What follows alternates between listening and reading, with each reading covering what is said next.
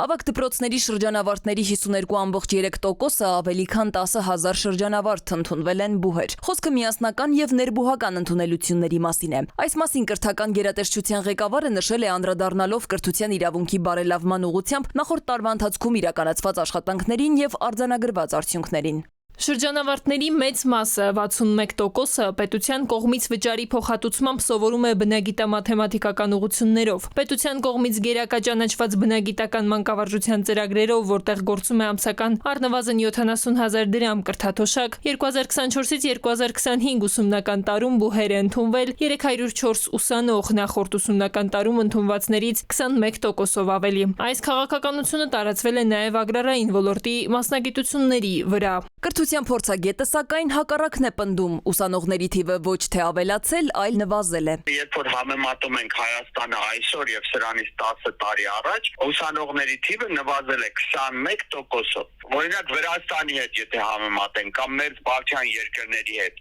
Հայաստանում տվյալ տարիքում սովորողների թիվը, բարձրագույն կրթություն ստացողների թիվը կազմում է այդ տարիքի երիտասարդների 60%-ը։ Նույն թիվը Վրաստանում 72% է, Ռուսաստանում 80%-ից ավելի բարձր է, մեր բալթյան որոշ երկրներում հասնում է մինչև 90%-ի։ Բարձր ու գայթակղիչ կրթաթոշակը բնագիտա-մաթեմատիկական ուղղություններով սովորողներին տրամադրվում է մյուսների հաշվին։ Այս մասին շատերը լռում են, ասում է կրթության մյուս փորձագետը։ Այդ կրթաթոշակը նաև արվում է մնացած ուսանողներին կրթաթոշակի զրկելու հաշվին։ Այս ուսանողները, որ ստանում են 70-80 հազար կրթաթոշակ, իրենք դա ստանում են, որովհետև մնացած բուհերի,